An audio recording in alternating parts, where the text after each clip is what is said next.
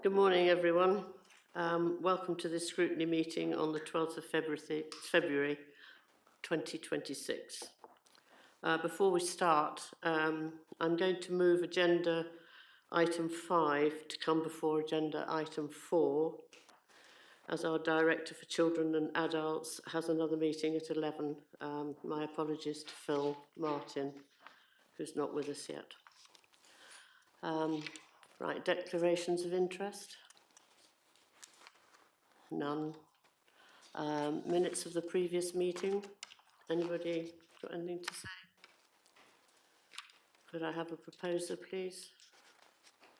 Thank you. And a seconder? Thank you. All those in favour? Thank you. I've no urgent items. So we'll come to agenda item 5. Now, I will take the Children's Improvement Plan Progress Report first, and then we'll do the post-16 second. So we'll do the children's first, and then do their recommendations, and then I'll take post-16. Right, could I ask our Director of Children's and Adults to present this paper, Sue Ross? Yes, thank you, Chair. Actually, it's Sarah Allen that is presenting the Improvement Board paper to you today, and she asked to be called in for her presentation. Okay, right. Is she with us? She asked to be called in if she could be. Yes. Can we call her in? Send her an invite. Mm-hmm. She has one, does she?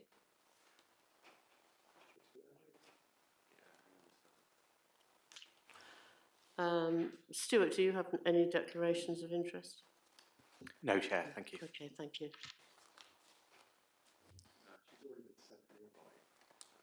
She's been sent an invite, Sue. Would it be? Yes, I know. Yes, she's dealing with another matter, I know, and she specifically asked if you could call her in at the appropriate time. But I'm happy to go with the other item first, if that's Should we do the helpful, Chair. First? Do the post-16 first, then. Yeah. Okay.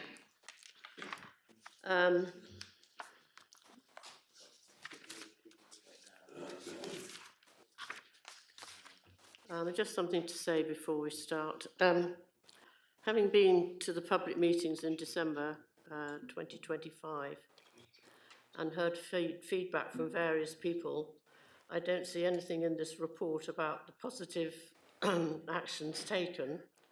I would have preferred to have had a more detailed report.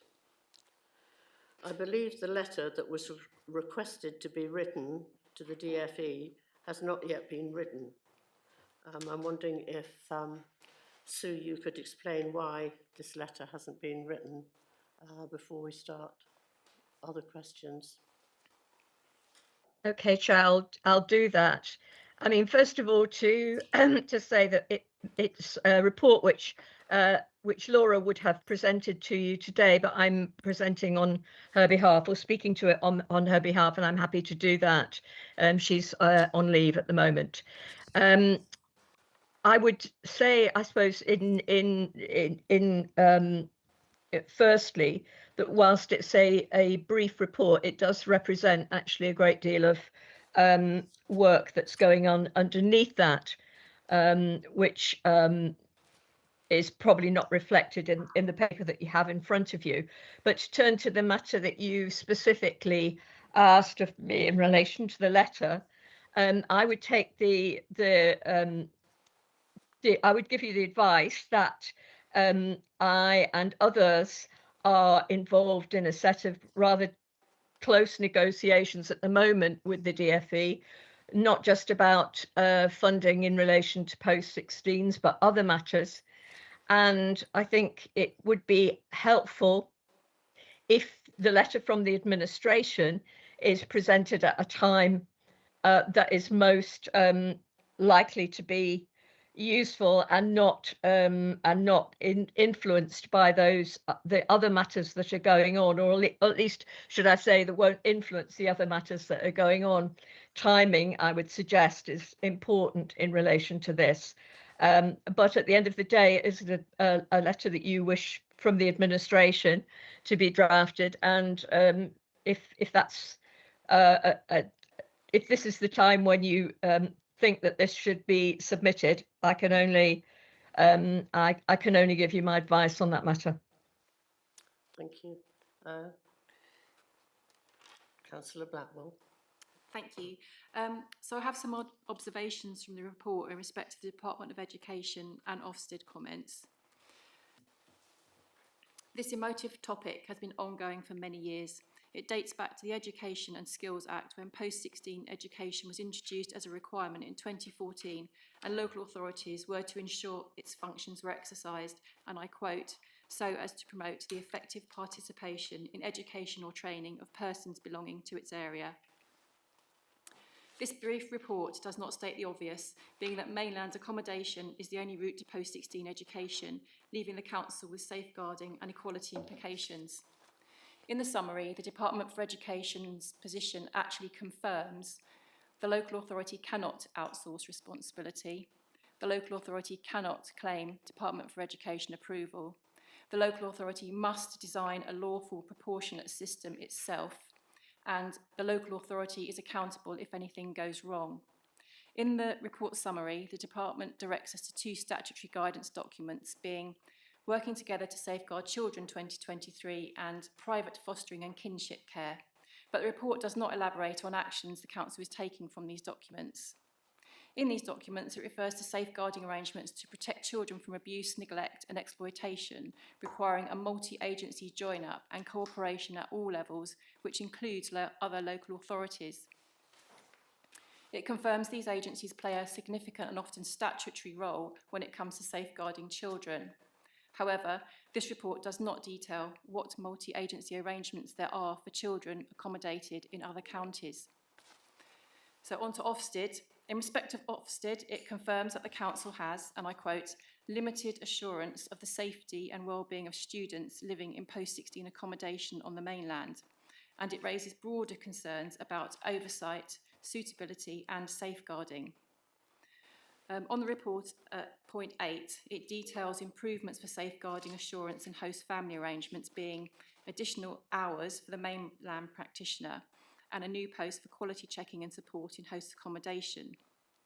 Well, there are only 12 host family bed spaces, but there are usually around 40 children in post-16 at any given time.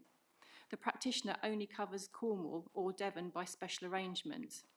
There does not seem to be consistency across the board for all post-16 children, and these improvements will only really benefit the 12 children with host accommodation. The feedback from Ofsted required greater consistency, but there are no improvements suggested for children who are located, for example, in the nearest state boarding in Somerset, or those who are accommodated further afield. Chair, I appreciate the work officers have put into this report, but the current document presents operational updates and does not address the fundamental issue that post-16 education for island students can only be accessed through mainland accommodation. As the reality of the situation carries statutory, safeguarding, financial and equity implications that are not set out in the paper, I don't believe Scrutiny can discharge its role without a full and transparent assessment of those implications. I would like to recommend a proposal for a revised report that addresses the gaps so that this committee can scrutinise the council's duties properly. The report should include 1. A clear statement of the statutory position for our auxiliary children that mainland accommodation is the only practical route to accessing post-16 education and the implications this has for the council's duties. 2. An explicit assessment of the safeguarding responsibilities arising from placing children away from home, including where current practice does not meet statutory expectations. 3. A full explanation of the Department for Education's position regarding assurance models and the resulting accountability that rests with the Council, including providing copy correspondence and telephone attendance notes. 4. a transparent account of the financial position, including the underspend, its causes, and the equity implications for families who have met costs privately. And 5, an evaluation of whether the current post-16 model is compatible with the Council's statutory duties, and if not, what options exist to establish a lawful, safe and equitable system. Thank you. Sue, would you like to come in there? Well, there's a great many things in what Councillor Blackwell has just said, which I can't hope to summarise in a short space. I can assure you that we are fulfilling our responsibilities in relation to post-16. It might not be in the way that Councillor Blackwell and others believe it to be the case, but were we not to be, Ofsted and the DfE would most certainly have raised that formally, and they have not. And whilst we have committed in our Ofsted negotiations around the monitoring, that we will increase the assurance work that we're doing on the mainland to support young people that are placed there for their education. They are not raising that we are in default of our safeguarding regulations, which have been are continue to be carried out. I would also want to just make the point that Councillor Blackwell has wrongly considered that that the new post that I'm trying to establish on the mainland to support the work of transitions is not just for Cornwall only, or for 12 young people that are placed on the mainland, but much more widely to support the work of host families and corporate parenting in general around the post-16s. So there are a number of points that obviously detailed points that that I would need to come back to you on, but just perhaps it would be helpful, Chair, if I commented on some of the other points in the report before you, before picking up any more questions. Yes, I was just going to ask you to do that. Yes, well, perhaps I should go on then to talk about the proposal for the hardship fund and where we are in relation to that. And now again, we are in discussions still with the DfE as late as the end of last week around whether we are able to use the residual funds available from the post-16 grant in order to provide a hardship fund, and we're still in negotiations with them in relation to that. And I have had discussions with the 151 officer around how we might propose to deliver that hardship fund. So this is still work in progress at the current time. The report also highlights that we are intending, as I've said already, to add another transitions worker to the mainland initiatives in order to support young people that are placed, but also to be involved in the recruitment of host families, the support of host families, and more widely, the support of young people attending college. It is absolutely the wish.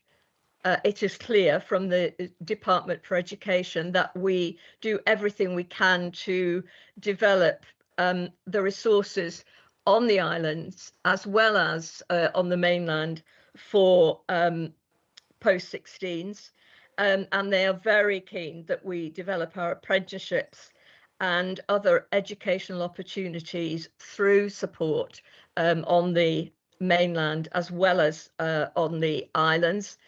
And the work that's currently going on in relation to the Belonging and Inclusion Hub, which, as you are aware, the DfE have provided a substantial capital grant for, is around trying to not just develop the pre-16 work, but also the post-16 preparation for adulthood on the islands, and the educational offers that can be supported through work on the islands for post-16s.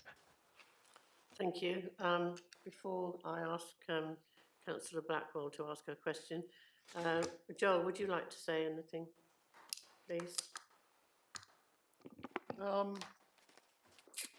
think Sue has covered off most of the points. We've picked up on the letter to the DfE. I know members are acutely aware that the council have been engaging with government departments over the last few months around all aspects of funding, and they haven't been going particularly well. So I know I've been having regular meetings with Sue and Leah, who's both on the meeting today, about the specific letter to the DfE around post-16. I know Russell is keen for that to happen. But I think, yeah, that issue of timing has been one which we've been very mindful of. I would say, broadly speaking, there's been a shift with the DfE on various different conversations, I'd say, probably since November of last year. I was much more optimistic around October, November about some movement with the DfE. There seems to have been a big hardening recently on some of those conversations. I was sort of disappointed to hear the residual funding is now not a guaranteed. There's no guarantee we're going to be able to maintain and carry that forward, which creates those challenges that Sue alluded to with the hardship funding. The whole discussion around post-16 funding has been one I've had with the DfE personally, and I've not really been getting a very good vibe from them. I'm not saying they're kicking the can, but they haven't exactly been encouraging with what they've been saying about how they're going to support us. They've been wishing us well with our challenges. They haven't really, from my ears and from what I've been seeing and hearing, they haven't been an active partner in trying to find a solution. Whether that will shift over time, I don't know, but I haven't been getting a great deal of encouragement and enthusiasm from the DfE to be a partner moving that forward. You alluded to the 2 meetings, Chair, that we've had in here with parents, young people themselves, carers, and I found those a positive opportunity to explore good, useful dialogue, particularly with a young person who came to the meeting before Christmas. I thought that was very helpful to hear her point of view and how post-16 has been good for her. Since then, we've had a consultation over the Christmas period with some young people, which again was useful and productive. I welcome the post which Sue alluded to, creating the additional capacity to support host families and to do some of that work that Ofsted alluded to in their last monitoring visit. I think that's welcome and a step in the right direction. One of the points which came out of a meeting we had in here with parents was a suggestion we have just a sort of brochure around safeguarding, something that just encapsulates what to do, how to do it, who to contact. So I think that was a positive suggestion, and my understanding is that's now being developed, and we're at a point where that can soon go out to parents. The uplift of the £250 to £500 has been communicated to parents, and I think that's again welcome. So I guess in summary, I share Councillor Blackwell's concerns on the sort of broader points, but I don't see, and I haven't seen for a long time, that the council can solve the financial challenges by themselves.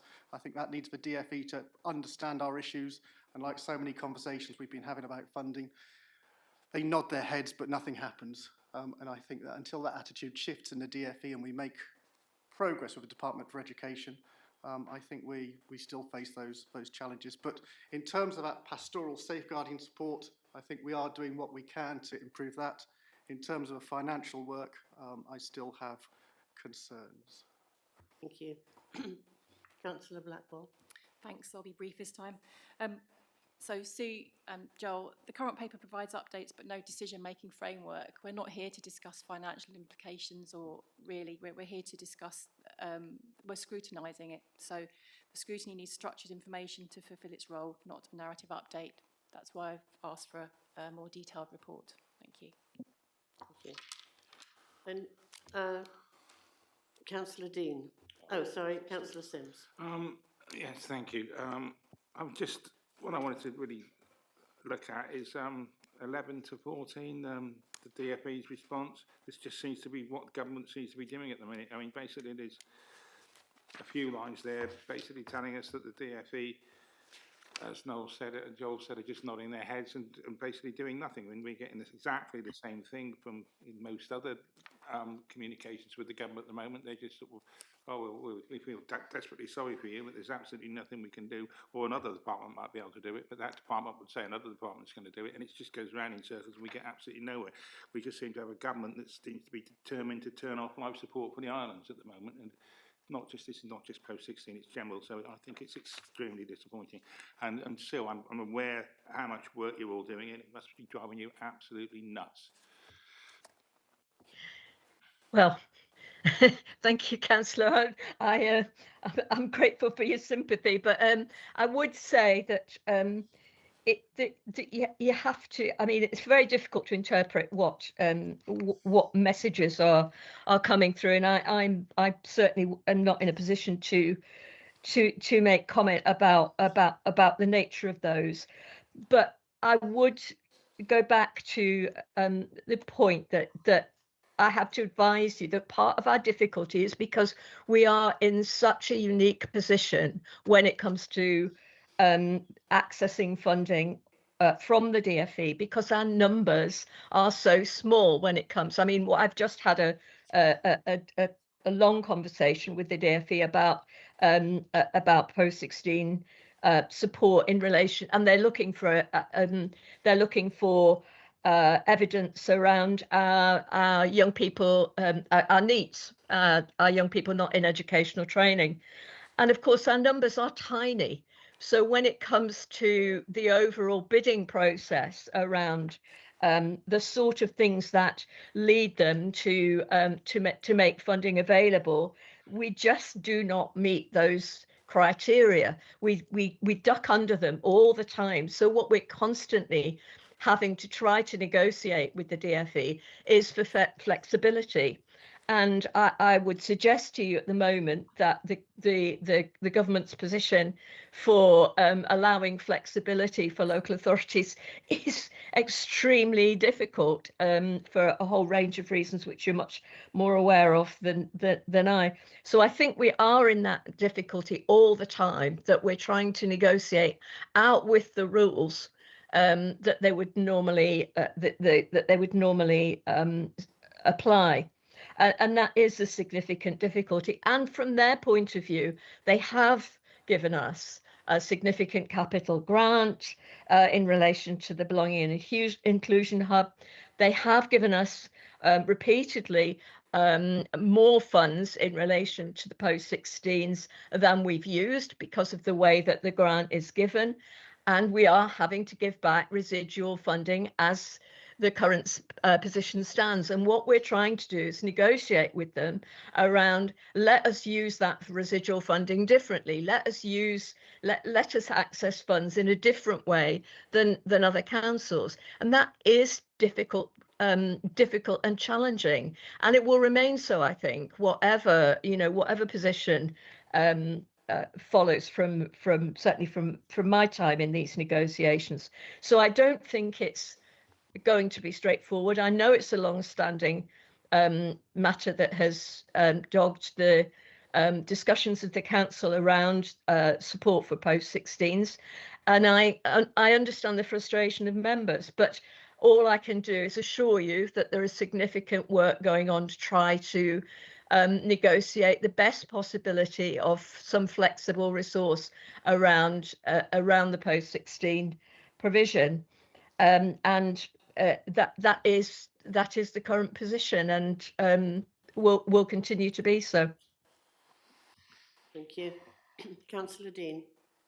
Yeah, I suppose what makes us most unique is the fact that we don't have any post-16 education opportunities here. There is no college here. That's why we're in this position. That's why we're a unique local authority. That's why we need funding to support accommodation and transport. But anyway, I've got a few points here. One is, which I hadn't written down before this meeting, is about the residual fund and what we can or can't do with it. So I'm very aware that we've made an announcement publicly that we're going to uplift the grant for going to the mainland from 250 to 500 quid, but is that not, that relates to this residual fund being allowed to be spent like that? So are we comfortable that that's going to happen? Because if the DFE is saying, are questioning what we're doing with it, is that Is that assured, having put that out there?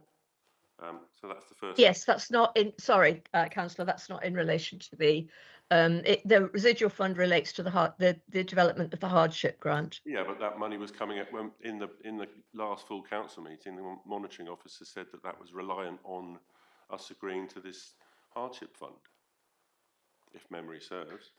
It's what amount of, whether we're able to use the DFE contribution to the residual funding. Can I can I come in, Chair? Yes. So the uplift to the boating is separate to the hardship fund.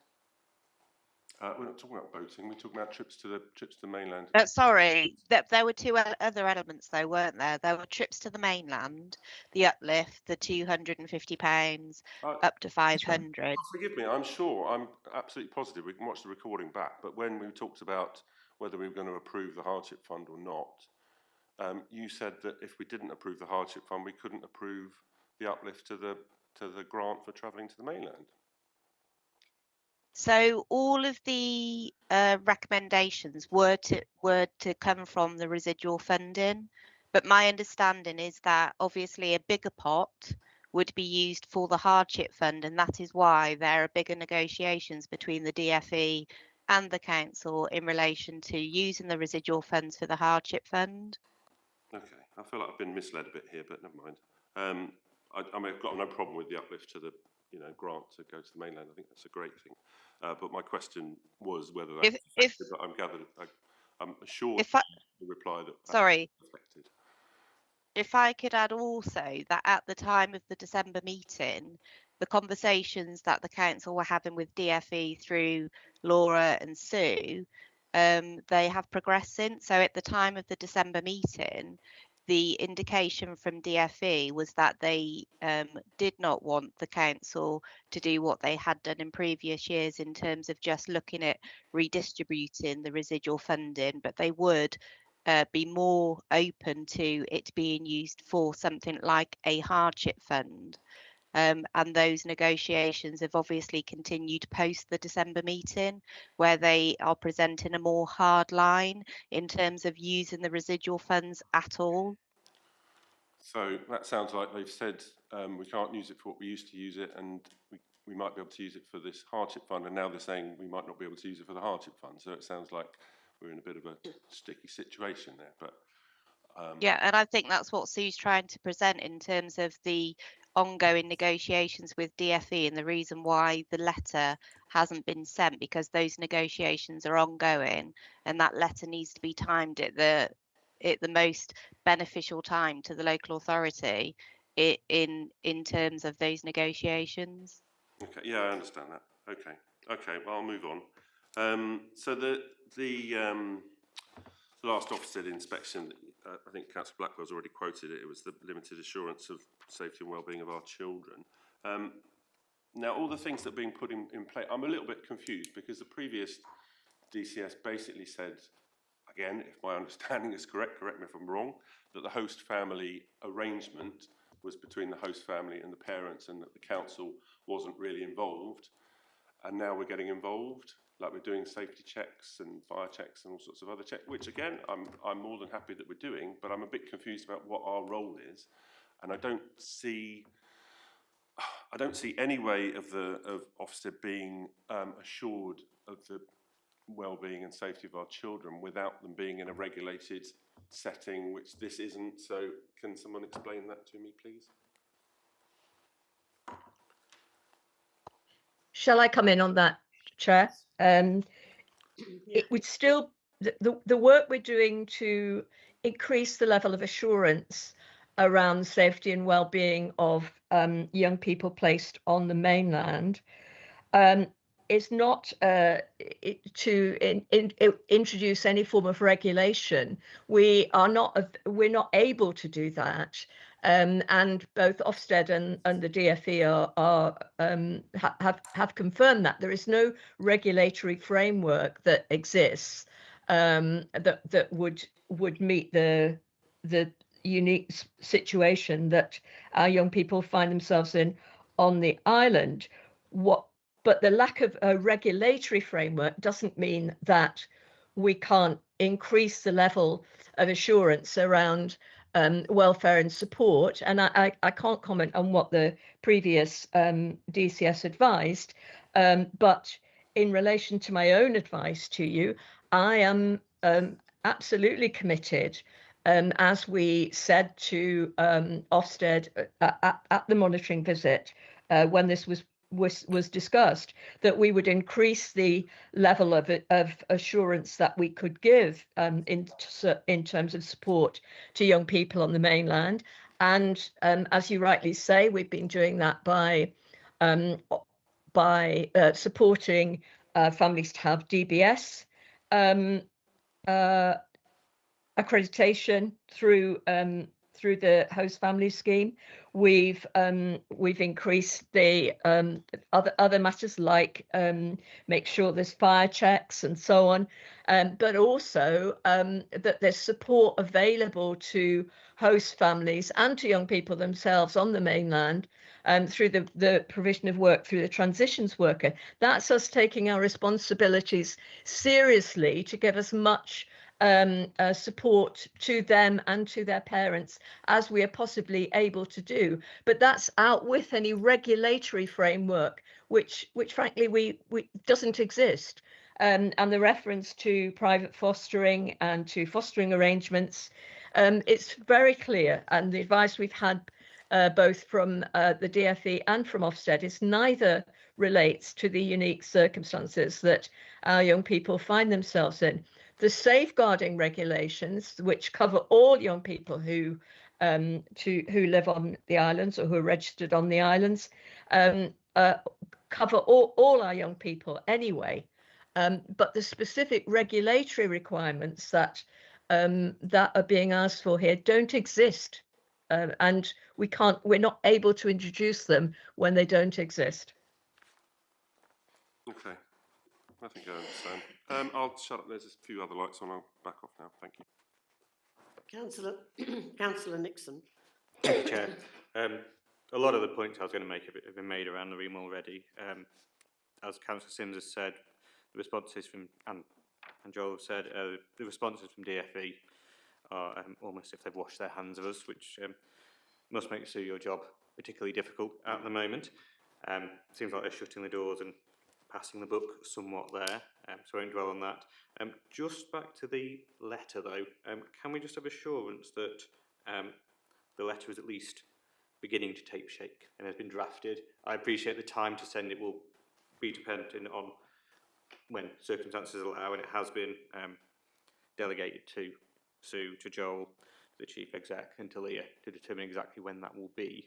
I'm just mindful that we don't want to have a narrow window when the time is right and then we have to start a process. Do you want me to give my most up-to-date on that one? So I think we were waiting for the final budget settlement across the whole authority to be settled. And Russell said 48 hours ago he would aim to get a draft ready for next week. I assume that draft will go through Sue and Leah to be tidied up. Yeah, I'll ask Leah and Sue. My understanding is that draft letter will be started to put together next week based on the current budget settlement. Whether it's sent next week, I guess it's going to go through final iterations and things like that, but that's the timeline I was given a few days ago. Okay. Councillor Marks. Firstly, I want to just highlight my frustration with the DfE's attitude. It seems to me that we've taken loads of steps backwards with funding opportunities, and paragraphs, like Councillor Sims pointed out, paragraphs 11 to 14 provide us with scant information on how to proceed forwards. The last sentence is they cannot agree to endorse a specific assurance methodology responsibly for designing and implementing proportionate legal assurance rests with us, the local authority. And that word proportionate is the crux of the matter, isn't it? So what is financially proportionate, morally proportionate, proportionate in terms of legislation? So I have some sympathy with, not sympathy, I am pleased that officers are increasing the assurance methodology around host families, I would urge that we and members of the public challenge Ofsted and the DfE about how they can give us this lack of clarity when our situation has been going on for now 20, 30, however many years. It's not unknown to them. Yeah, so it is really disappointing that we are in this same situation and even have moved backwards. In terms of the wider paper, I just want to make sure that when talking about the Inclusion Hub, that I raised issues around resilience and financial sustainability of the business model that was put forward to Council in December. I want to make sure that given the financial instability that we find ourselves in, that model can be changed and adapted to make sure that we can make use of the new Academy Trust that the school has joined and the resources within that, and to make sure that we make that as efficient and sustainable as possible, because we do not need, as an authority, to be siding ourselves with new buildings and services when we can join with the trust and make use of their resources as well. Thank you. Anybody? Sue, do you want to come in on that? Well, just on the latter point, I can give assurance that we are in again close discussions with the Academy Trust. I met with them last week, and we've discussed that very point about the ongoing support for the Belonging and Inclusion Hub, and the importance of working jointly over those matters. But we also have a meeting with the parents coming up. There's a press release being planned at the moment in relation to the development of the Belonging and Inclusion Hub and the services that will be developed there. So I can assure you there's a considerable amount of work on this area going forward. Thank you. Councillor Sims. Yeah, so just to thank Tim, you clarified something I wasn't sure, I wasn't clear about regarding the hardship fund. And just regarding the hardship fund, it's whilst it's welcome, it's not really a panacea for anything, because it's a residual of a fund which is of a fund in itself which is inadequate. So the actual hardship fund, well, it will help some people to an extent, but it's not a great deal. I'm quite angry about all this, really. And forgive me for being cynical, but I am very much looking forward to getting the letter off to the DfE so we can be disappointed at their response. Thank you. Councillor White, sorry. Thank you, and thank you for the report. I appreciate there's a lot of work going on behind the scenes at the moment. I agree with Councillor Blackwell and others that it would be nice to get a slightly more detailed report. And it would be interesting to hear more about the new post on the mainland. A lot of the questions that I have already been asked, so I won't go over those again, but I would like to also register my sort of disappointment with the position from the DfE. It does, when you're reading it and reading between the lines, it does read like they're passing the buck, pushing things back to us or onto Ofsted, almost as if they're saying we're too odd and singular, and there seems to be a lack of, and it's not just a lack of understanding, but a lack of interest in understanding our situation and dealing with it. And unfortunately for them, we're not going to go away. We're going to have this problem, and we're going to keep knocking on the door. So, yeah, disappointed in them, but thank you for the ongoing work. Thank you. Councillor Blackwell. Thank you. Just a couple of points. Sue, I think reading the report, the Department for Education, I think they're intimating we should produce our own regulatory framework based on the working together to safeguard children and private fostering arrangements. I think that's what they've intimated there, if I read that correctly. Just generally speaking, I understand all the finance comments that have come from around the table, but this is Scrutiny Committee. Scrutiny cannot evaluate risk or compliance. which is why I've asked for a further detailed report so we can properly scrutinise the situation, and I'd like to invite someone to second my proposal. Thank you. I'll just take Councillor Marcus first. Councillor Marcus. Yeah, sorry, I haven't heard your proposal, so I can't, but I'll ask you to repeat that in a minute. Just my comment to the DFE is that, Sue, you said that the DFE are, our cohort numbers are really small. But in terms of impact and per capita, if we have 5 NEETs out of a cohort of 20, that's a huge amount for us. So impact, again, is something that we need to get across. It's not just, bigger numbers aren't always more important. It's about impact. Thank you. Would you like to read your recommendation again out so everybody... Chair. Sorry, yes, Leah. Sorry, I was just going to say, I think Sue wants to come in on a point. Yeah, I would just come back on Councillor Blackwell's point that what we're being asked in relation to the monitoring by Ofsted is to provide increased assurance about the welfare of young people and the support for young people on the mainland. We're not being asked to provide a regulated framework, which we wouldn't be able to do. They have confirmed, as have the DfE, that there is no regulatory framework that offers that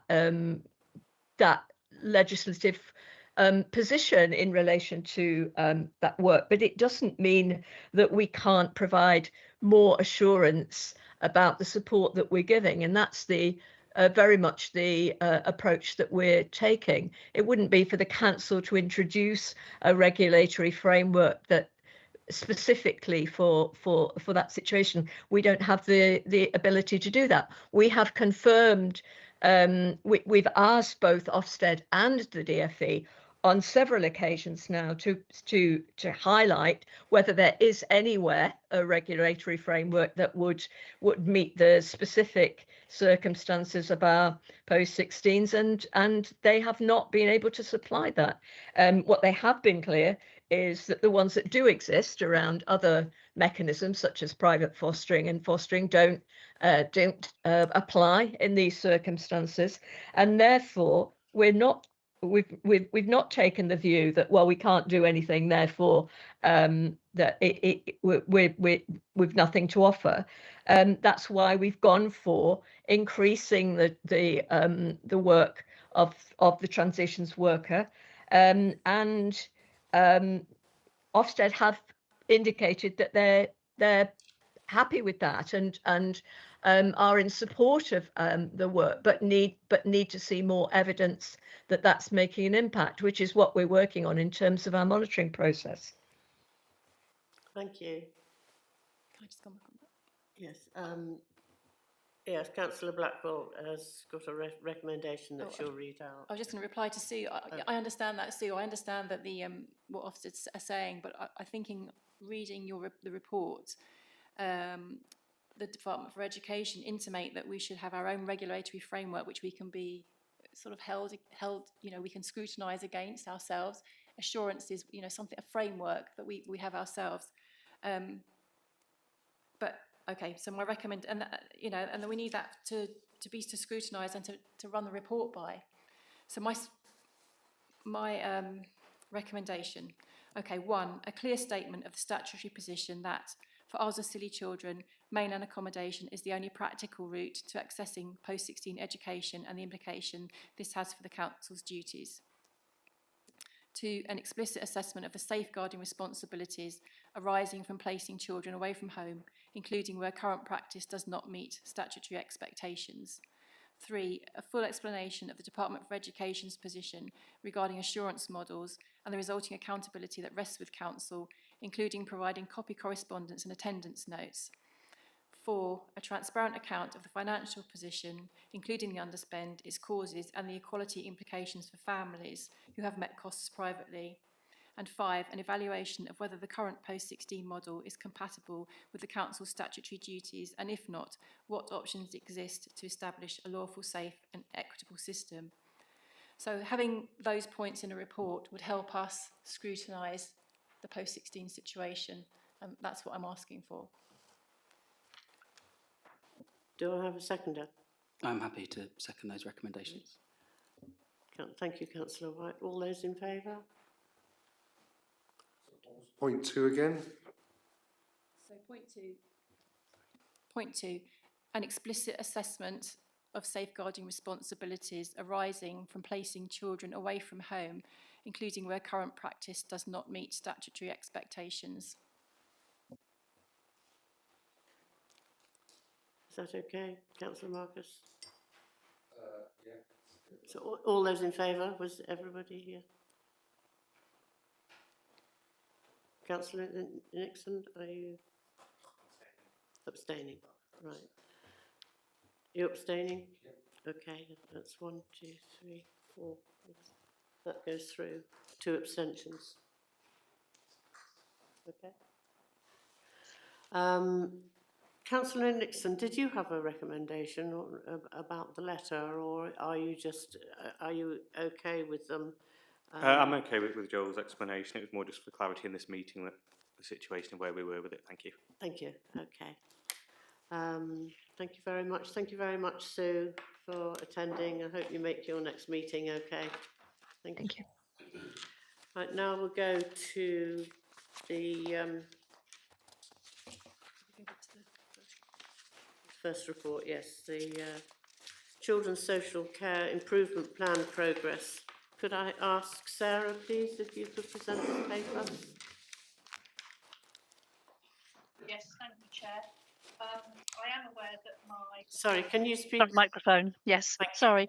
I am aware that my report is somewhat brief. I think most of you will be aware that I've only been back with Silly for a couple of weeks.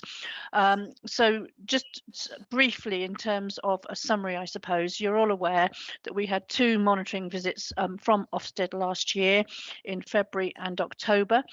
Both of those monitoring visits indicated quite significant improvement, I think, overall in the delivery of statutory services for children and young people on the islands. As a result, our improvement plan was moving forward really quite rapidly at a pace and quite well. We updated our plan as we go at the improvement board, which meets approximately every 6 weeks, and as you know is chaired by our DFE advisor Claire Burgess. So following the Ofsted monitoring visit in October, at the next board it was agreed that in the main most of the elements of the plan at that point had been completed.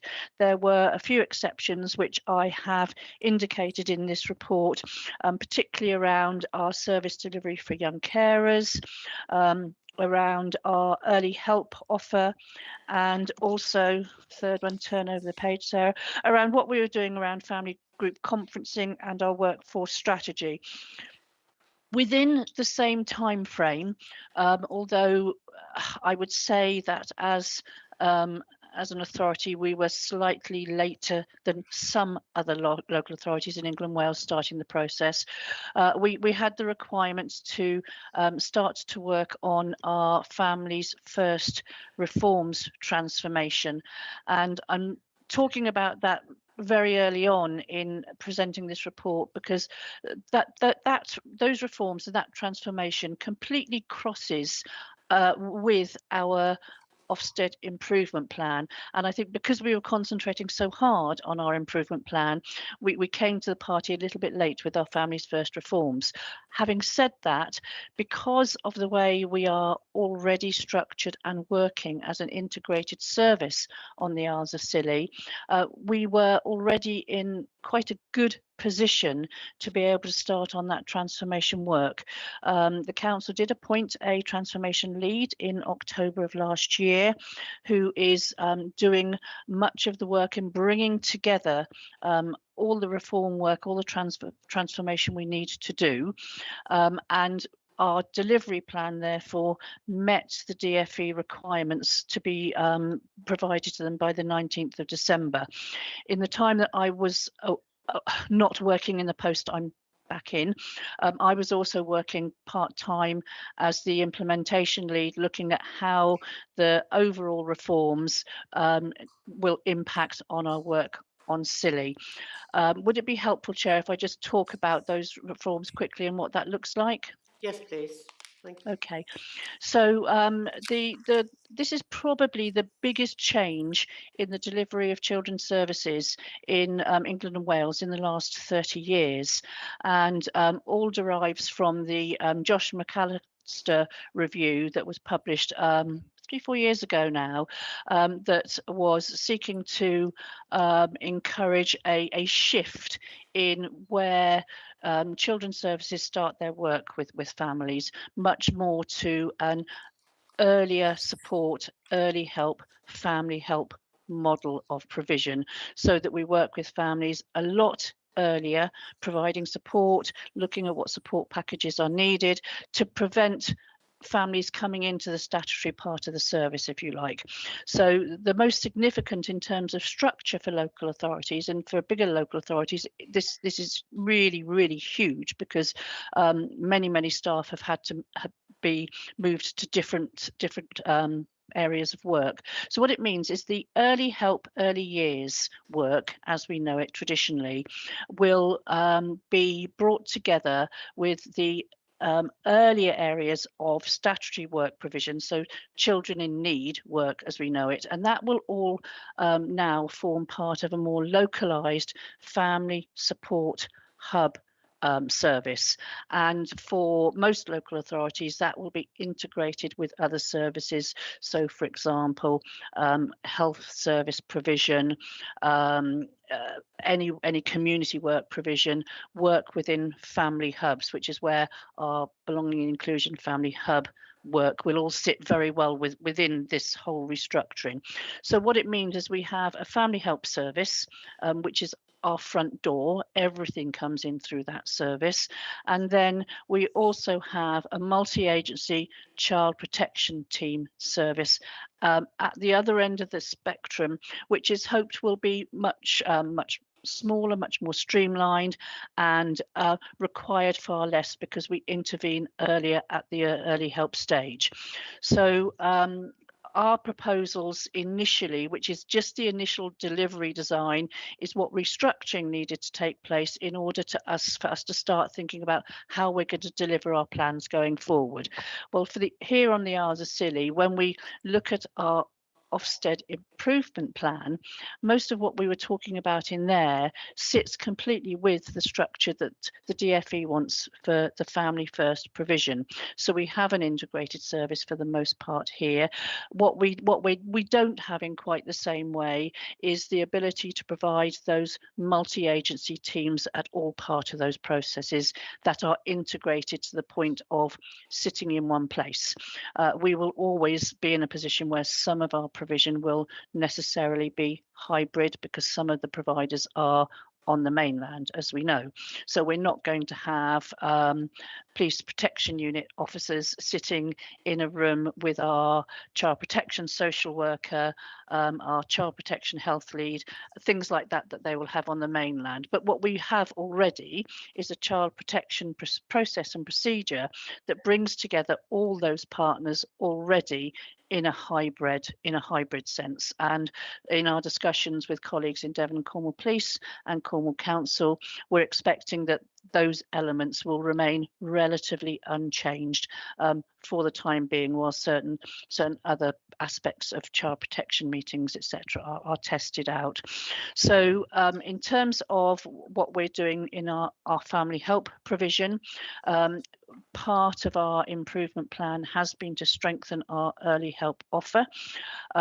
We have, as a result of that, held a number of local partnership workshop sessions looking at what our early help offer will be like, how we're going to staff that going forward, because we still need very, very highly skilled family help professionals to be able to deliver some of that work. But what we have done within our design is to say, well, actually, we have social workers on the islands. That our children's social workers, we have to have some resilience in that provision, and therefore our social workers can deliver some of that family help work as well. There's nothing to say who has to deliver in terms of qualifications. It's having the right skills, it's having the right experience to be able to deliver. So from that perspective, we're quite satisfied that we can provide assurance back to yourselves and to the DFE that we can have the right skill set. There is a significant piece of work that still needs to take place that had been in plan, but unfortunately, for a number of reasons, hadn't been able to be started, which is looking at our workforce development strategy. That will go to the next improvement board for discussion as to how that work will be progressed, and it will need to be progressed and finished by the end of March to look at what skill set our early help staff, and I'm talking across the partnership because this is not just for the local authority to deliver, what other training they might need in order to be able to deliver to those priorities. So in many respects, and you will see in the report, what I'm saying is that most of these elements for the Family First reforms we already were looking at within our Ofsted improvement plan. The other element I want to talk about, because I think it's quite niche, is where the reforms are requiring a much more robust service around family group decision making and family group conferencing. They are two slightly different things, but equally both can work on SILI without too many difficulties. Again, it's about early help and families receiving support earlier on. So rather than reaching a point where you've got to have a child in need or a child protection meeting, family group decision making is about bringing the parents, extended family, and or friends or important people in those children's lives together at a very early stage to say, what can this network do to support this family? Because in the most circumstances at the point of early help, family help, a statutory services, i.e. children's services, isn't really needed if the right support can be put in place at a much earlier stage. So with family group decision making, which is part of the Families First reforms, that is a piece of work that can be delivered by our staff locally, and again, it might not be children's services, it could be health or education provision that might deliver that piece of work, but we will need, as part of our workforce strategy, to ensure we've got people here appropriately trained to deliver. If we're looking at something more formalised, which is the family group conferencing provision, similarly to how we commission child protection chairing services from the mainland, we would need to do the same with family group conferencing, because it is a very specific piece of work that requires independent coordination, and that's really important for families as well, that they feel that they've got an independent scrutineer overseeing their discussions, being able to offer independent advice and provide an independent service. So I'm at the point now where I've got an agreement in principle from Cornwall that they will assist us with that. We're just looking at how that will be commissioned, because my view would be we don't need a full-blown service level agreement for what will be potentially 3 or 4 pieces of work maximum as a year. So we're looking at a spot purchase contract for that from Cornwall. So again, that piece of work is nearly completed, so we're quite pleased about that. I talked, and we might come back to the corporate parenting plan, because I know Councillor Williams might have a comment to make, because we are now in the process of getting the corporate parenting board up and running, and that's something that Ofsted will want to know about when they come back for the next monitoring visit. I'll come back to timescales for that in a moment. I talked to our recruitment, which was also part of Ofsted's issues that they've raised with us, obviously, since the ILACs in 2023. And I'm sure as a council now, you're probably aware that we have a permanent Director of Children and Adult Services starting at the beginning of March. We also have a permanent head of children's services, the post that I'm currently covering, who will be starting at the beginning of May. So there will be some continuity and some consistency that we can provide assurance to Ofsted for with those posts now being filled. So the recruitment and selection process has proceeded really well. I think in terms of the things I've covered in my report, Chair, that would be my summary. So I'm now happy to take any questions that yourself or the committee may have. Yes, thank you, Sarah. Just before I take any questions, Joel, have you anything to say? Yeah, I've got a few scribbles which don't really duplicate with Sarah. First, I'd welcome you back, Sarah. It doesn't seem like 10 minutes ago we were saying goodbye and thanking for your time and life tips. Here I am again. You are again. I was just going to, so the only reason we've got an improvement plan is because of the Ofsted inspection in 2023. So I was just going to, again, summarise some of the findings in the monitoring visit, which might just help with that aspect of scrutiny. So we had our 4th monitoring visit. The letter was published last November. It found that key relationships across the children's services arena were maturing. Partners were working well together. Children's services had full support of the corporate and political leadership. Effective systems and oversight and quality assurance were in place and making a difference to the lives of children and young people. Children were receiving an appropriate response when concerns or risk was apparent. The views of children were being captured well. Sarah alluded to the appointment of the director and head of service, which I think is positive. We've also appointed a director of public health, which was recognised by Ofsted as a positive step forward, and they recognised progress in implementation of the improvement plan. We've touched on the post-16 comments in the previous report, so I won't go into that necessarily now. In terms of where we go with Ofsted, we anticipate a 5th monitoring visit sometime soon. I think there's some negotiations that they don't want to necessarily turn up on the day when the new director turns up, for example. So there's probably going to be some negotiations to allow the new director to get their feet under the table. But we'll have a 5th monitoring visit sometime spring, early summer, and that will probably lead to a full ILAT inspection later this calendar year. Alongside that, we've spoken as members about the children and young people's plan going in partnership in parallel with the corporate plan. Those conversations are going well. There was another multi-agency meeting last week, and we anticipate a draft of that being ready for spring. Sarah alluded to corporate parenting. We had a report last May at full council around that corporate parenting board, but in light of all the conversations and all the changes in legislation that are coming forward, we're looking now to bring a fresh corporate parenting paper back to full council this month or next month, and we're looking to take it onto a sort of broader level. Corporate parenting conventionally looked after children. Again, we haven't got any looked after children. We haven't for a long time, but again, it's trying to look at that broader aspect of young carers, vulnerable children, looked after children as well. So as members, we will have more oversight in that conversation coming up, and that board will hopefully be meeting for the first time in the next 4 or 5 weeks. But generally, my observations are the service is still very fragile. I think that's reflected in Sarah being back with us this morning.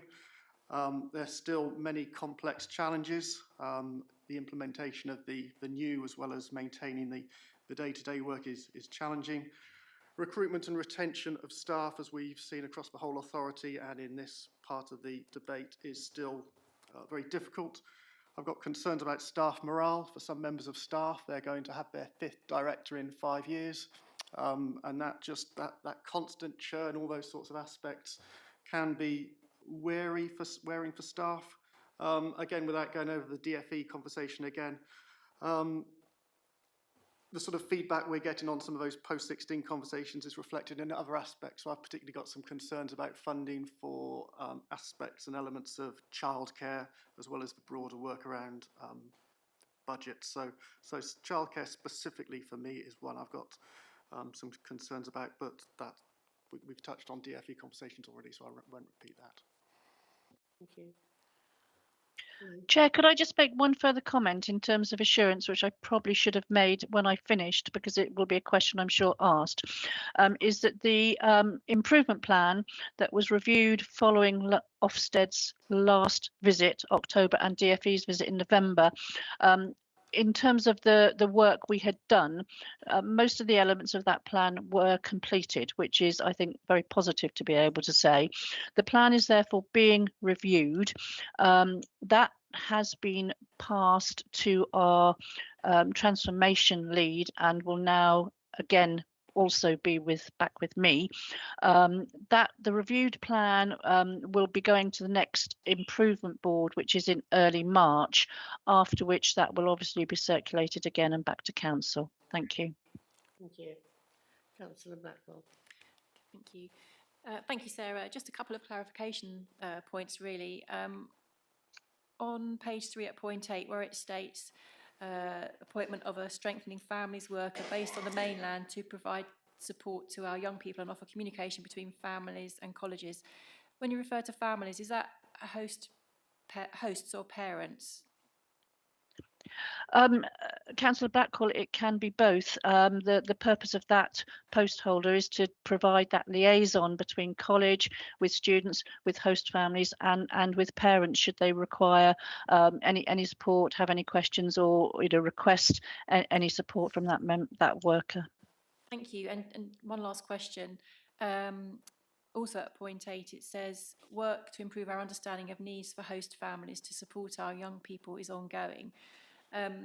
Obviously, host families play a crucial role in supporting these children, but it appears we may not have fully grasped the host's specific needs.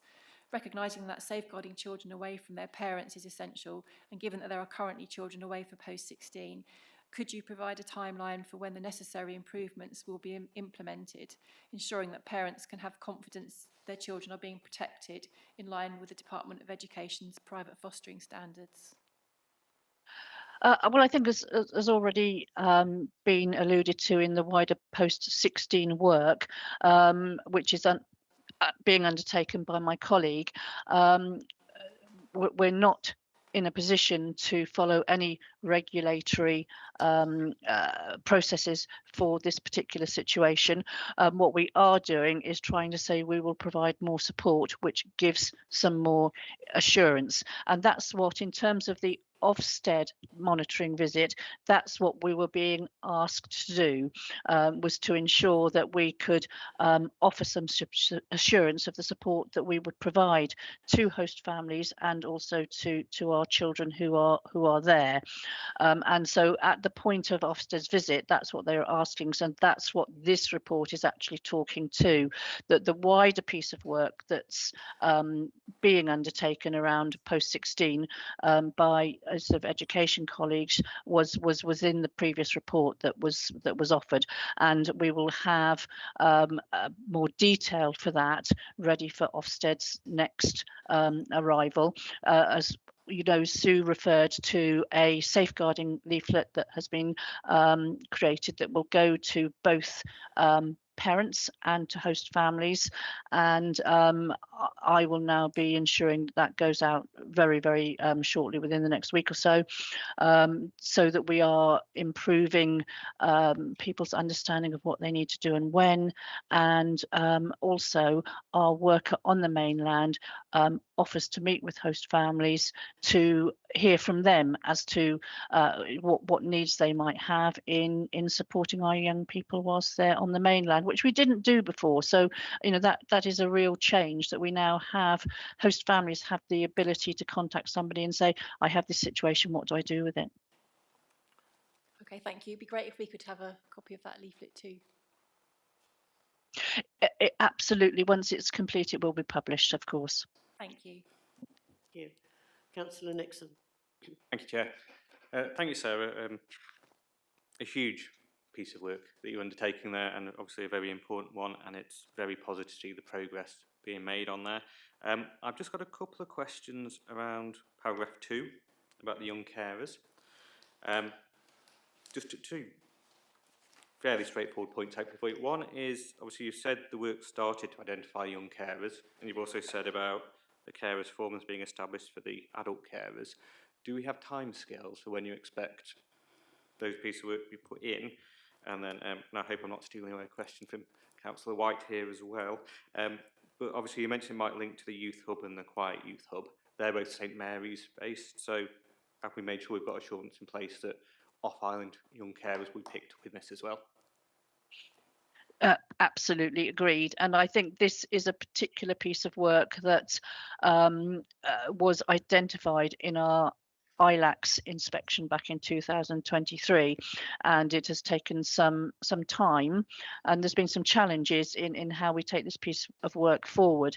Identification has been one of the most challenging issues, I think, for us, but what we have now is a much better close and integrated working relationship with colleagues in adult social care who will be aware of any children and young people in households where there are adults. I mean, it may be a parent, it may be a grandparent, it may be a carer in another way, where there is a child there who could do with some additional support. So we're looking at jointly with adult social care, looking at referral pathways whereby their staff can offer a young carers assessment.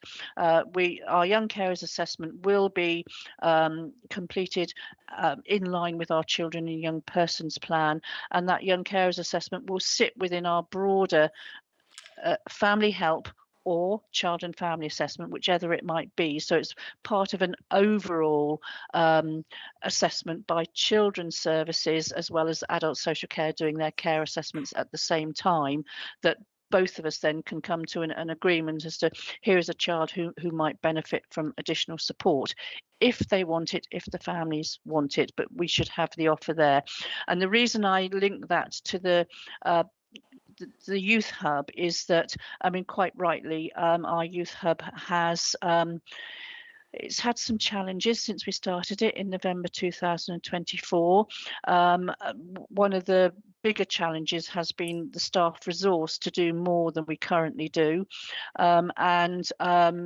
We've worked on that and now are in a position where we have, again, a multi-agency local group of professionals who are delivering our current youth hub offer. We do want to develop that to be able to provide off islands as well. It's not in plan as yet, it will be.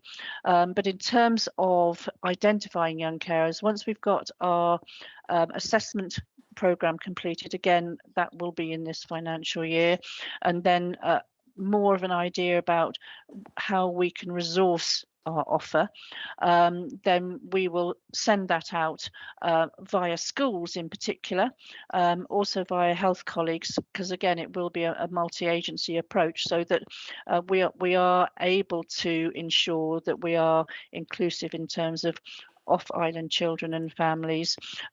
We do have adult social care provision on those islands, and also with our GP surgery as well, who are also part of those discussions about how professionals can identify where perhaps a child is taking on some additional responsibilities at home that are young carer responsibilities. I mean, families all support each other. We know they do, and we shouldn't be intervening in that.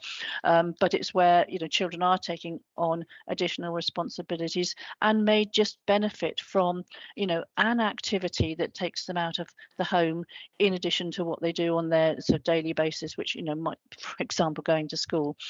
So I think what we have been able to achieve more recently that we struggled with previously, again, is local partnerships and how we all can work together to identify and to deliver.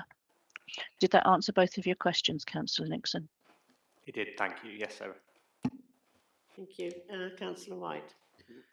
Thank you, Chair, and thank you for the report, Sarah, and welcome back. I was just wondering about paragraph 3, where it says early years provision for delivery is on track. Now, I do know that access to childcare and early years provision is still an issue for a lot of people on the islands, particularly on the off islands. And I'm aware that there was a childcare sufficiency survey that went out last year, and it would be great to hear a little bit more about that and how we're getting more early years provision available. Yes, I included this in this report because I think it is important, although it's not actually part of our ILAC's improvement plan, but it does fit with what we're doing in terms of our families first reforms. And yes, our childcare sufficiency survey went out. The information has come back via our children and young people's plan, which is obviously yet another separate piece of work, but they are all linked. And so we have some of that data back. I can't provide it to you today, I'm afraid, because that analysis is all being done via the children and young persons plan. But we are on track to be able to deliver to DFE what the requirements are and what our provision is. And we are working also very hard to attract more childminders, particularly obviously to off islands, so there is local provision for all our children and families. We have to have all those requirements into DFE by the 30th of March. The analysis is currently being completed, and as soon as it is, it will come out with the children and young people's plan update. I'm sorry I can't be more precise about that, Councillor White. Having sort of recently come back, I'm not up to date as I should be with everything. I apologise. No, thank you for the answer and for including it in the report. Any more questions? We take the recommendations. The one recommendation that members note the update of the Ofsted improvement plan and progress on families' first reforms and implementation. Could I have a yes, thank you, and seconder? Thank you. All those in favour? Thank you. Thank you very much, Sarah, for a good report. Thank you. Thank you very much, Chair. I'll leave you now if you don't mind. Yes, certainly. Thank you. Bye-bye. Aye. Right, now we go to agenda item 4, and I'd like to ask Phil Martin, the Chief Fire Officer, to present this paper. Thank you, Phil. Good morning, Chair. Good morning, councillors. Can you hear me okay? Yes. Yes, okay. I'm pleased to bring forward the Isles of Scilly Fire and Rescue Service Prevention Strategy. This sets out how we will meet our duty to promote fire safety and reduce risk across our islands. At its core, it focuses on helping people stay safe from fires and other emergencies through an intelligence-led approach. We're using local data, insight and strong partnership working to ensure our prevention activity reaches those who most need it, whether that's in the home, on our roads or within the island environment. The strategy also strengthens our community engagement with school visits, safety campaigns and closer dialogue with residents so we can educate, support and respond to emerging risks effectively. We'll measure our impact clearly using performance indicators and ongoing evaluation to make sure our interventions genuinely improve community safety. So today I'm asking the committee to scrutinise the strategy, offer any observations and support its progression to full council. Thank you. Thank you, Phil. Any questions? Councillor Dean. Yeah, thanks for the report. Yeah, all fine. My question is a question we ask very often, really, which is about measurement, because of the small numbers, how very difficult it is to say whether we're making any difference or not, because the numbers are already low, and so I guess I'm kind of asking a question in a kind of roundabout way. How can we be assured that the measuring of it will show that it's achieving what it's supposed to achieve? Yeah, absolutely. And we are renowned as the Isles of Scilly Fire and Rescue Service for skewing some of the national data. But there are some key performance indicators that we have to do to compare with other services. So they're around our incident activity, which of course is extremely low. But at a local level, we're going to do much more in terms of local assessment. So we're going to do some trend analysis, it's going to be based on that overarching information. But key to that is going to be our community and partner feedback. So working with the other agencies that we work with to understand how we have got to those people that we've identified together to reduce the risk. and John, who we've appointed as our community safety officer, has developed some really good feedback from events that we do, from the visits that we carry out, to make sure that what we think we're doing is actually delivering the service that we want. But also our quality assurance work that we will do will just check that that what we put in place and the activity that we fund to reduce risk is actually achieving what we're hoping it's going to achieve. So quite a long-winded answer, but yes, to acknowledge that the key performance indicators that are used nationally don't really work for us, but we will be working locally to make sure that what we're doing is right. Councillor Blackwell. Okay, thank you. Hello, Phil. Nice to see you again. Thank you for the report. I've got 4 brief questions. Question 1, how will this strategy help keep the most vulnerable people safer? Okay, so that's a key part of what we do. So we have to focus our activity on those who are most at risk, and that generally in terms of fire injuries or susceptibility to fire is older residents, people who've got care and support needs already, families with young children. Just interestingly, did some work before the meeting just to have a look. So in September 2025, we appointed a dedicated community safety officer, or certainly 50% of his role. He's carried out 55 home safety visits during that time, prioritising exactly the groups of people that we've talked about. So his role is to go to carry out an assessment of a home, to help identify any risks, to fit smoke alarms where they're needed. And he's done that by working with the NHS patient services to get the list of data.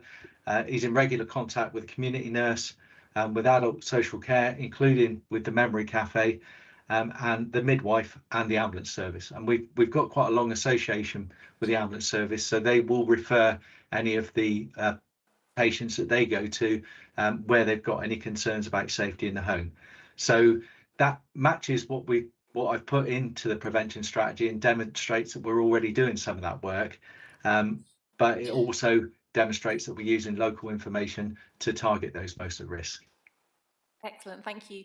And what difference will our communities actually see once this strategy is put in place? So I guess in some ways this is a little bit, this is the cart sort of following the horse really, because we are already doing some of that engagement, particularly since September. But they will see more home safety visits, and they will be seeing already.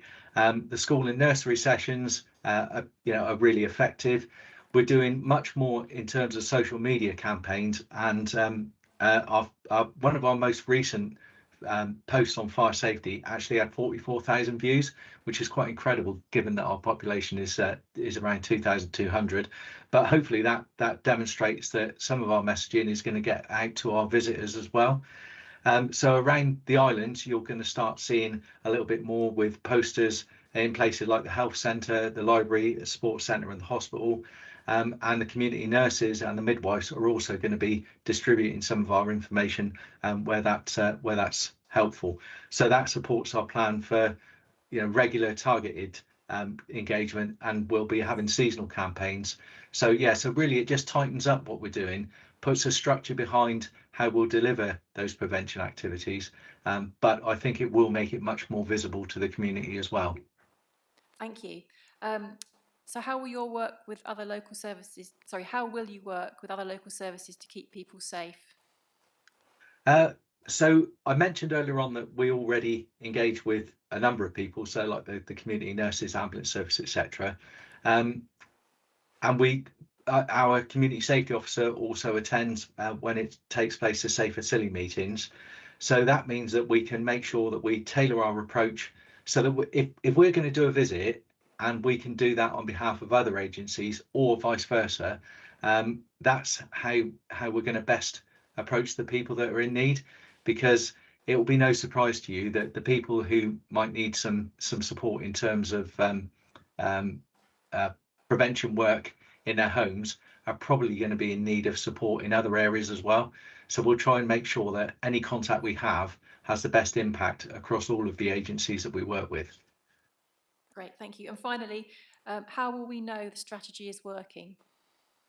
So I will expect to be held to account for this. So going back to the very first question, really, those key performance indicators are really high level. I would hope that we see a reduction in our calls over time, certainly the types of calls that we're going to at the moment.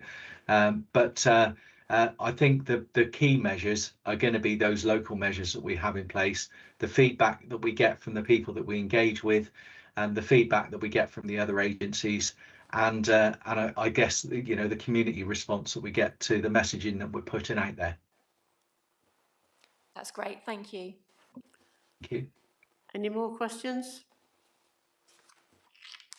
I'll take the recommendations. Recommendation 1, that members, having scrutinised the information provided in the report and appendices, make such observations as they consider appropriate and endorse the contents of the Isles of Scilly Fire and Rescue Service Prevention Strategy.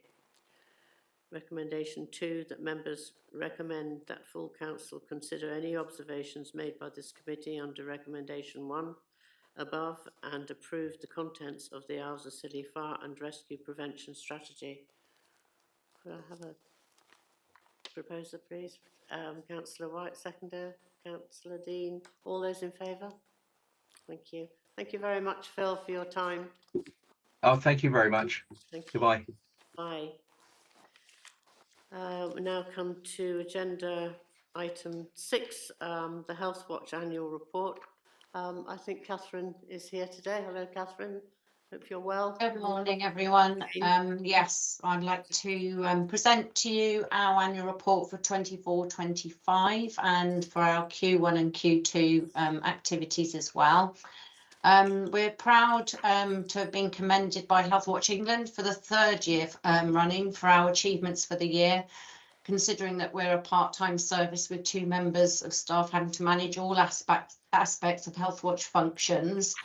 We apologise for the layout of the annual report. Obviously, our system is not compatible with the council system, so apologies for that. On the actual annual report itself, hopefully everyone's managed to have a look at it. Did anyone have any questions about the actual report before we move on to Q1 and Q2? Any questions? Councillor Dean. Yeah, just where it says support with hospital discharge. Is this the right bit? Or is this what we're coming to next? The first part was pages 1 to 7, which was just our annual report that was published last year, and then we'll move on to the Q1, Q2. So, which part of it were you?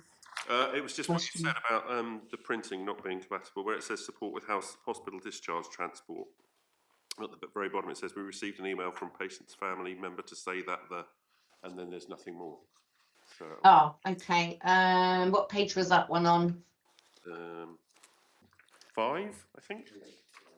Oh, right. Support with hospital discharge transport. Oh, that was just a example of somebody who approached us to say that they were at Hale Hospital and could not manage to sort the discharge arrangements out because they didn't understand the system. So we gave them some advice to call back the hospital and explain that it is the hospital that arranges it, and they did do that, and everything was sorted. It's just an example of something that we did. So what's the missing words? So where did you get up to? So it says we advised them to call the hospital, explain blah blah blah, and then it said we received an email from patient's family member to say that the issue was resolved because of our advice. Okay, brilliant. Okay, thank you. I think that's a printing thing because you can see that on the online version. I think it's just in your printed packs you can't see that, so apologies. Okay. Thanks, Leah. Councillor White. Thank you, and thank you for the report. On the section sort of hearing from all communities, I was wondering, because I couldn't see it sort of mentioned in the report as such, if anyone from the off-islands had got in touch about inter-island boating costs, only because residents have raised that as an issue with me about getting to appointments on St Mary's, particularly in the winter, when we don't have a scheduled boating service and they may have to pay, you know, £60 each way for specials and things like that. So I was curious if any of the off-island communities had got in touch about boating costs. I know for mainland trips we can claim back boating costs, but I was just wondering if anyone had raised that as an issue for appointments on cruise. We've only had people come to us, and we've signposted them to health passes through adult social care. Okay, so as long as people have to come to you Yeah. for that advice. Okay, brilliant, thank you. Any more questions? No more. Thank you very much for the report, Catherine. Okay, so should I move on to our Q1 and Q2 activities? So this year's been quite a challenge for us because we've had a 13% reduction in funding, and also on top of that with the uncertainty of Healthwatch functioning for this current year. But we're pleased to say that we've been able to offer the majority of what we've done in previous years. Do you want me to go through each objective and then do questions at the end? Yes, fine. Okay, so objective 1 was making sure that we're accessible to all members of the community. We have an open office, which means that people can pop in and see us. The staff structure has changed slightly since last November, with myself now working from the mainland and Craig just being in the office on his own, which has meant that the office has to be closed when he's on his annual leave. But we're accessible still through our phone line and through our web form, and so we can still make contact with the community. They can contact us. Our second objective was off-island visits. Progress has been limited for this year because funding restraints so far. So we're planning hopefully to be able to tag on to and the other services that are going over to the off-islands to keep down our costs. Another way we're reaching out to everyone across the 5 islands is our health and care survey. We do a biennial survey. It's due to be this in the next year's funding. However, at the moment we're having to take a really good look at it because we cannot do it again in its current format, where we post it out to every household across the 5 islands. Because we don't have the funding to be able to do that. So we're looking at alternatives at the moment, exploring alternatives. But that survey itself does give us a massively increased level of feedback from some of the groups that we might not hear back from on a day-to-day basis. Moving on to objective 2, make sure the community's voice is heard. Basically, what we're doing is making sure that everybody has access to everything they need to support them when it comes to health and care. And the first point is about influencing local policy and practice to influence health and care, about what we've heard from the public. So we're working very closely with the Integrated Health and Care Project team at the moment. We did a piece of research for them, and the feedback that they've got from that, from the community, is now going to hopefully, through our recommendations that we made, make changes and improvements to what's offered on island, or how we can access, islanders can access health and care remotely to save travelling to the mainland. It's been a big piece of our work that's taken up quite a bit of our time. We have also had some feedback from people who come into the office asking us about how they can access the NHS app. And we've approached Learn Silly initially, who've said that they would ask the computer support group to help these people, but now we know that the health centre is actually going to be delivering some training in March for that, so it's excellent. We had lots of feedback about South West Ambulance Service, and the how the 999 calls were being put through. This is an ongoing piece of work that we've now been assured that they have changed the system, and that part of the 999 call process has been taken away for elderly patients. However, we're still waiting for clarification for a piece of for an announcement to go out to the community. They did send us a piece of information, but it wasn't written that we could actually put that out to the community. So we're still waiting to hear back from them. But we haven't had any complaints about it since. So we're hoping that it's working well, as we haven't heard anything back. Patient transport, feedback from the community about accessibility on Skybus flights and the use of stretcher plane. We were hearing about that. And now we're pleased to say, and I'm sure you have some questions about that HTG have commissioned, they're the transport provider, the use of the helicopter in certain circumstances. And so the data should start to show the reduction of the use of the stretcher plane, because those people will be able to use, hopefully be able to use the helicopter instead. Right, moving on. We are also working with the integrator. I've talked about the model of care research, that has closed now and the recommendations in place. Our MTTG meetings, medical travel and transport meetings, are still happening. This is where all the services come together and we discuss the patient stories that have happened, and also we look at other issues surrounding medical travel and transport, and hopefully work together to improve what's happening to make improvements for local people.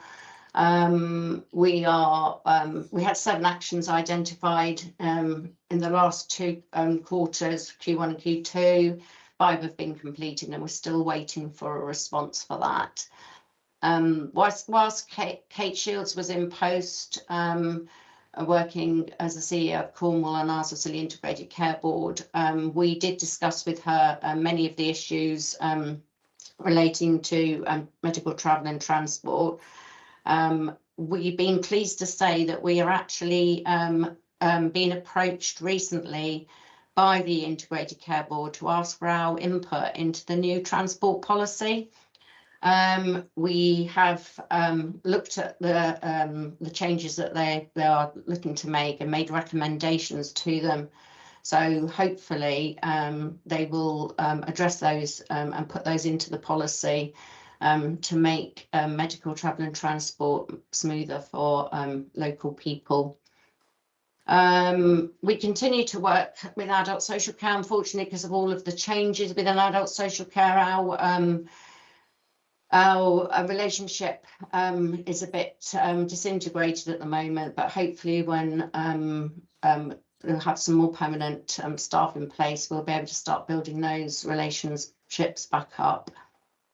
Children's social care, we are part of the Children and Young People's Project Steering Group and have been for the last few months, which means we're on top of what's happening with children and young people, which is really good, and everything's very positive in that area.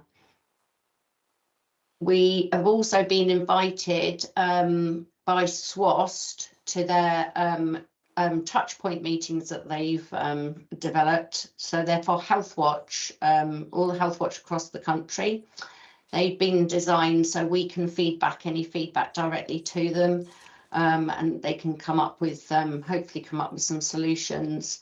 We've attended 2 of those so far, but nothing in particular for the that's come up for the islands.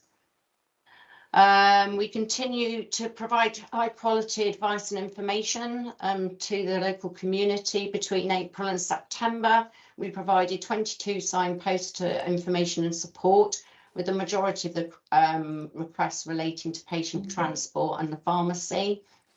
We had, during that period as well, we had 15 people share their stories with us.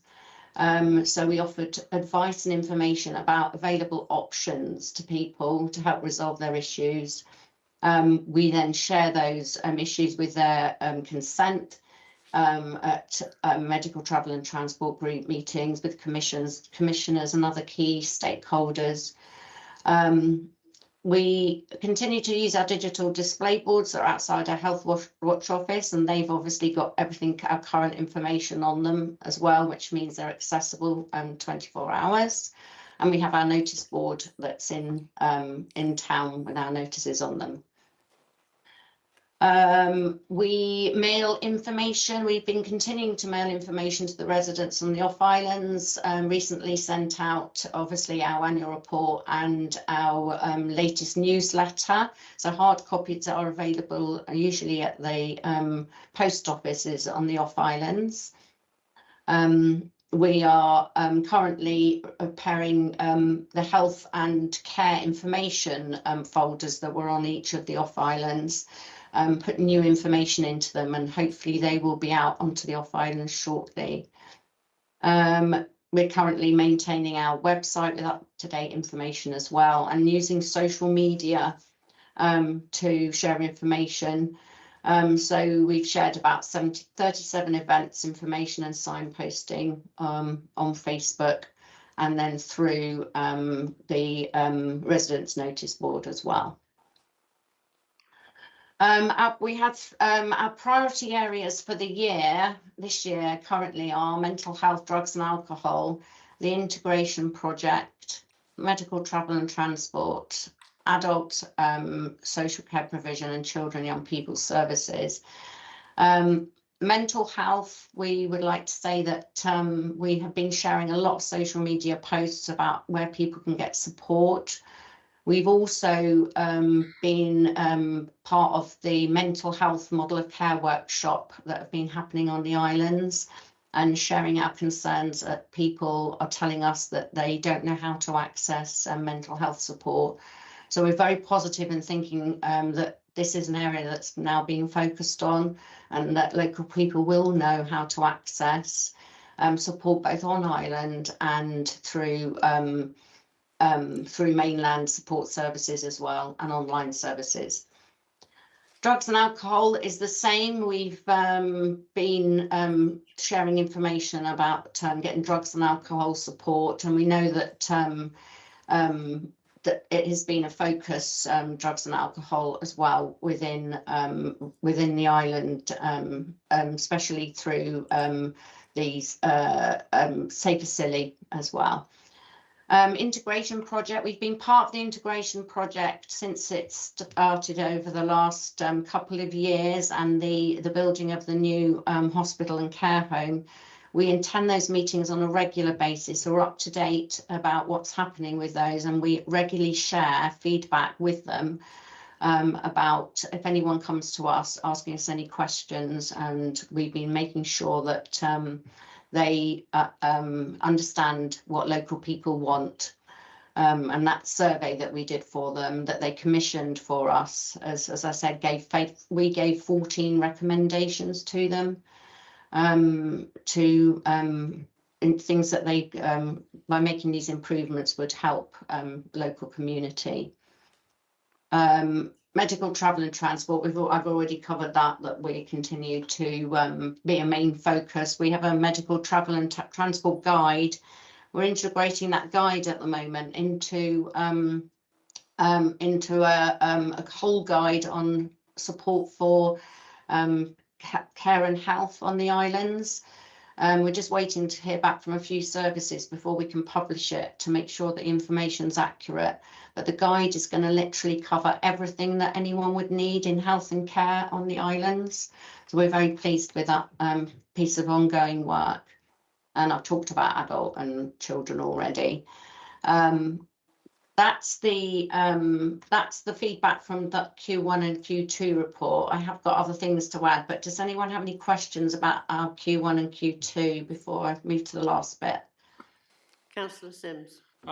Yeah, medical travel really, and it's more an observation. And the helicopter can be used now as well, and I have spoken to the manager of Vincent's Helicopters. It was only yesterday actually, and we did discuss medical travel.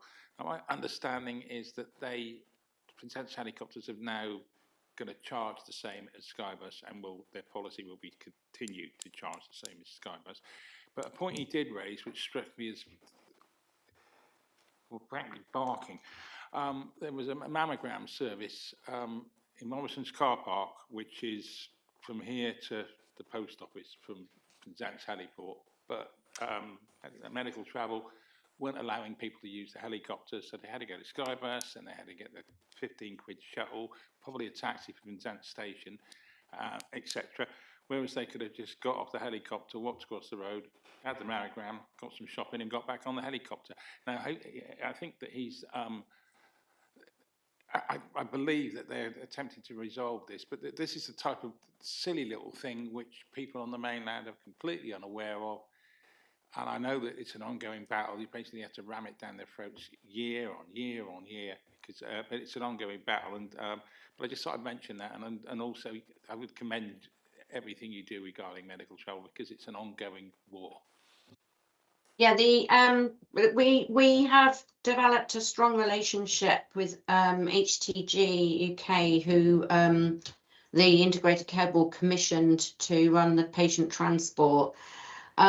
We are actually waiting for them to, and we've just sent an email again, this will be the third time now. They're supposed to be putting out a communication to the community about the whole of everything that's happening with the helicopter at the minute, because there's been lots of obviously negative press about in the community about the helicopter. It all comes down to money and the fact that it's far cheaper. Has been far cheaper up to now. They might change in using Skybus on a day trip for people coming over than the helicopter, and it seems to us that that's the problem at the moment is the money side of things, and hopefully if we continue to sort of bang the drum, they might take some notice. It's going to be obviously all within this new policy that they're producing. So we sent them a set of questions to ask them to answer and to consider when they do the policy. So fingers crossed, it might all turn out far more positive than it seems to be at the moment. Catherine, can I add something to that as well? As far as Healthwatch knows at the moment, there is a differential between the helicopter and Skybus flights, which is why the helicopter, as far as we know at the moment, is offered only in specific cases. If the visits can be made in one day using Skybus, then that is going to continue to be used, because it saves the health service money, which they obviously have to do. They can't spend money unnecessarily. So until HTG come back and give us a full statement, they may have been successful in talked the helicopter into matching the Skybus prices, but that's not what we understand at the moment. But that'll be up to HTG to let us know. Yeah, I completely understand that. I mean, I had the conversation yesterday, but I think it's in progress that Vincent's Helicopters for medical travel want to match prices, because it's obviously in their interest as well. Was that Dave Page on it? Yeah. Councillor Dean. Moving on from that, your plans for this guide, the guidebook, or however it's going to be produced, sounds wonderful.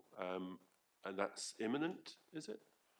Yeah, it's very imminent. We're literally just waiting for patient transport to come back with, we've written it, but they have to give us clarification that it's what we're saying is correct. You might realise that sometimes we don't make comments about things that are out in the community. It's because we will not make our own comments about things. We will only say what the services say. So we have to get clarification from the service provider before we will go and make an announcement about anything. So until we get it back from them, it can take a long time for us to keep communicating with them to say that they're holding us back on publishing something because they're not, verifying that something is correct. So hopefully, when we say it's imminent, we've written it, it's all done. We just need to get that clarification. It just means that everything will be under, there's all the contact details about patient transport, about contacting children's social care, adult social care, everything we thought about that we've used over the years, we've tried to put into one guide. Well, that's brilliant. Well done. I'll look forward to that. Thank you. Thank you. Councillor Marcus. Catherine, it's good to see some movement on the 999 issue as well, because I know that was causing potentially that could have been a really serious situation, just caused by protocol and lack of managerial oversight, basically. So you said there's going to be, it'd be good to get a statement out, if you can push them to get a statement out before the season starts, so we know, because that's the main time that the service is used. So yeah, well done for that. Thanks. Can I say too, because I wear two hats, because I'm the governor for the islands for the South West Ambulance Service, and the problem, a lot of the problem is the 999 call handling system is not owned by SWAST, it's owned by the health service completely. So you cannot put local fixes in for your own locale.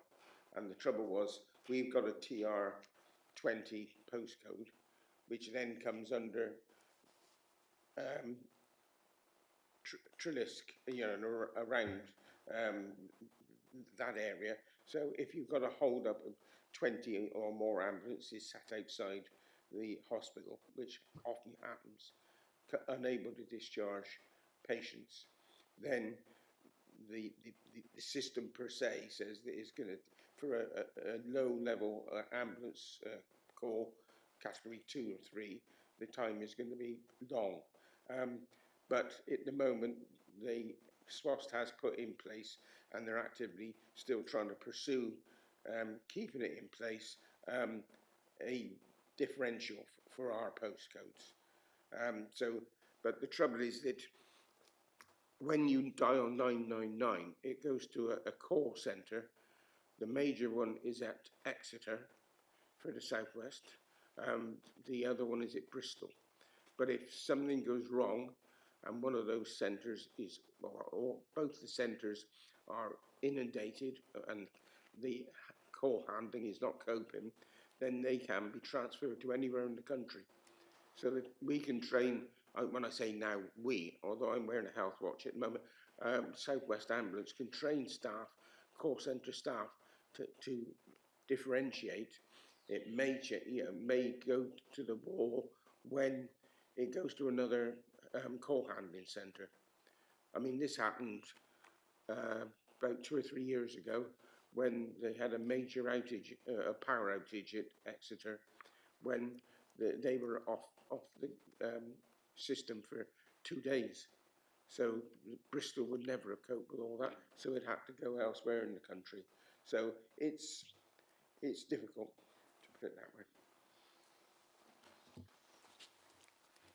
Any more questions for Catherine? Are we done, Catherine, now? I think we Can I just add that we're very pleased to say that we've had 2 new members of our board join us recently, and one of which is from St Agnes. Okay.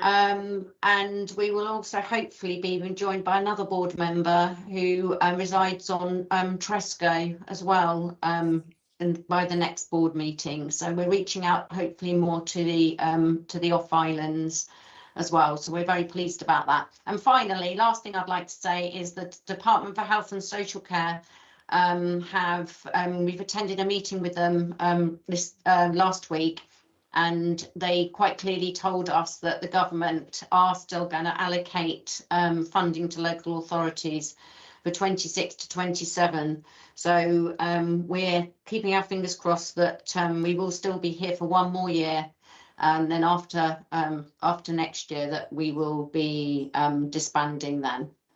Okay, thank you very much for that. just take one recommendation, that the activity of Healthwatch Isles of Scilly as set out in its annual report 2024 to 25 at Appendix 1 be reviewed by the committee, and the committee determines if there is any action required from such a review. Could I have a proposer, please? Councillor Sims, seconder, Councillor Marcus. All those in favour, thank you very much. Thank you very much, Catherine.